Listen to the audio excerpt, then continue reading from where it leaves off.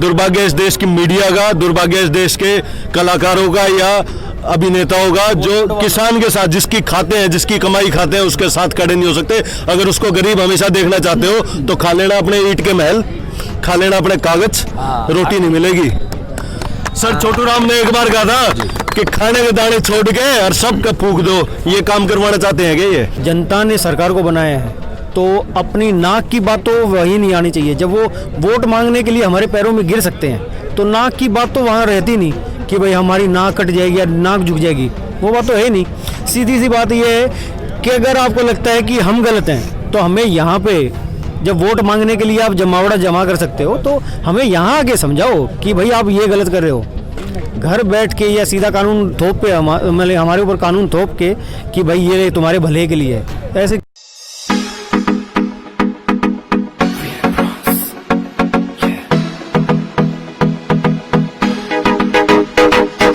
देसी देसी ना बोलिया फिर छोरी है, इस देसी की फैली दुनिया हो रही है। उधर सिंघू बॉर्डर पर जहां पर किसान आंदोलन चल रहा है और किसानों के समर्थन में यहां पर आए हैं विकी काजला।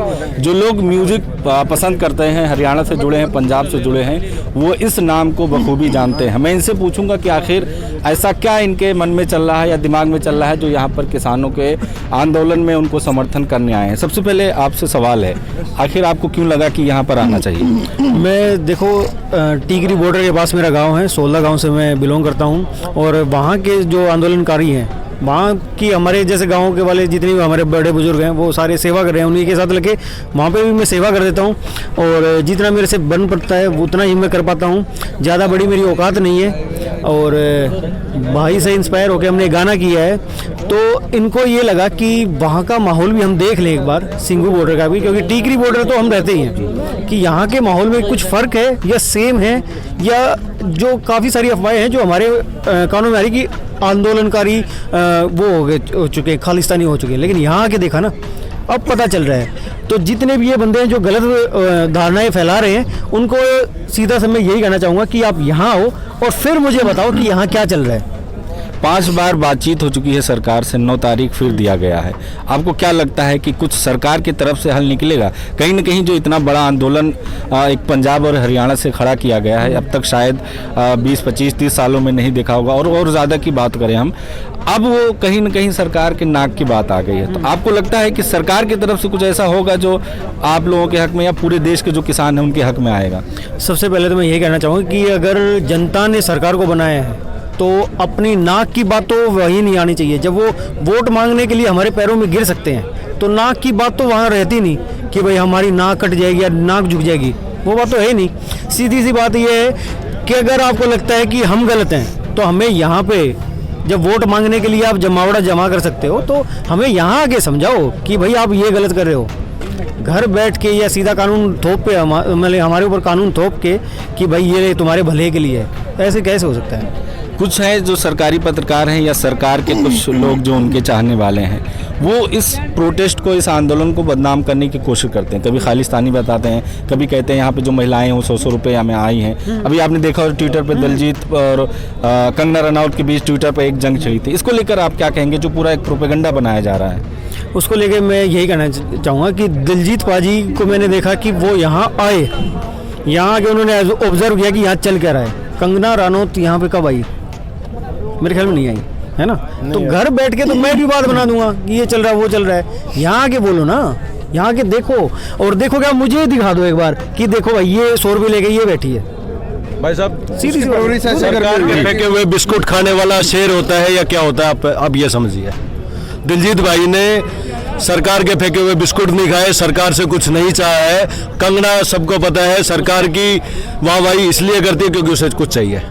यहाँ पे किसान है, हम किसी की आलोचना करने के लिए नहीं है, हम किसी की आलोचना करने के लिए नहीं, लेकिन ये किसान आंदोलन है। इस किसान आंदोलन को भटकाने के लिए इसको कुछ और नाम दिया जाएगा तो जनता उसको खुद देख रही है, हमें उसके बारे में कुछ कहने की जरूरत नहीं है। बिल्कुल, पूरे देश के किसान कहीं ना कहीं सड़कों पर हैं, लेकिन वही मैं फिर कहूँगा कि कुछ लोग हैं जो कह रहे हैं कि किसान नहीं है, ट्रैक्टर से आ रहे हैं, कह रहे हैं आईफोन हाथ में है और जीन्स टी शर्ट की बात करते पहने कह रहे ये कैसे किसान हो सकते हैं? तो किसान को फटे हाल देखना चाहते हो क्या हमेशा? शायद उनकी मंशा यही है कि उनके दिमाग में यही चल रहा हो। आपने जवाब खुद दे दिया। किसान को फटे हाल जो देखना चाहते हैं वो ऐसी बात करेंगे।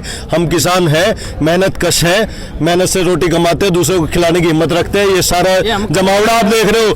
किसी और आंदोलन में आपने देखा है कोई और व्यापारी वर्ग किसी को खिला सकता है कैसे फ्री में रोटी? ये किसान ही है जो पैदा करने की ताकत रखते हैं, और पैदा करने की ताकत रखते हैं तो खिलाने का हौसला रखता है। जी सर। ज़्यादा कुछ नहीं कहना चाहूँगा। एक सीधी सी बात ये है कि जब भी शाम को या सुबह या दिन में हम 3 बार खाना खाते हैं, हमें किसान की ज़रूरत है। एक निवाला लेते वक्त 1 मिनट के लिए भी सोच लेना कि यहाँ लोग क्यों खड़े हैं। बस अपने आप ही पता चल जाएगा कि ये किसान किस लिए लड़ रहे हैं, इनका हक है या बेवकूफ़ है। और दुर्भाग्य है इस देश का, दुर्भाग्य इस देश की मीडिया का, दुर्भाग्य इस देश के कलाकारों का या अभिनेताओं का, जो किसान के साथ जिसकी खाते हैं, जिसकी कमाई खाते हैं, उसके साथ खड़े नहीं हो सकते। अगर उसको गरीब हमेशा देखना चाहते हो तो खा लेना अपने ईंट के महल, खा लेना अपने कागज, रोटी नहीं मिलेगी। सर छोटू राम ने एक बार कहा था कि खाने के दाने छोड़ के और सब का फूक दो। ये काम करवाना चाहते हैं क्या ये? 9 तारीख को बातचीत होगी, अगर उस दिन हल नहीं निकलता तो क्या लगता है कि आप लोगों का आंदोलन नहीं हुई जारी रहेगा आगे? जब बाबा नानक की मेहर है, भगवान हमारे साथ है, ये तो लड़ाई जीतेंगे। जीतना है, हम नेगेटिव पार्ट एस्पेक्ट की तरफ देख ही नहीं रहे। मतलब जब तक ये कानून वापस नहीं होता तब तक आप लोग आंदोलन करते रहेंगे? बिल्कुल करते रहेंगे, निश्चित करते रहेंगे। आए हम जीत के जाएंगे जी। अच्छा, क्या जीतने आए हैं? आंदोलन। सरकार को मुद्दी करके जाएंगे यहाँ पे। मतलब पूरी तरह से ठान लिया है कि उनको बैकफुट पर लाना है? बिल्कुल बिल्कुल ठान के आए हैं, घर से बोल के आए हैं, हम आए ना आए, लेकिन ये काले कानून बंद करा के आएंगे, खत्म करके आएंगे इनको।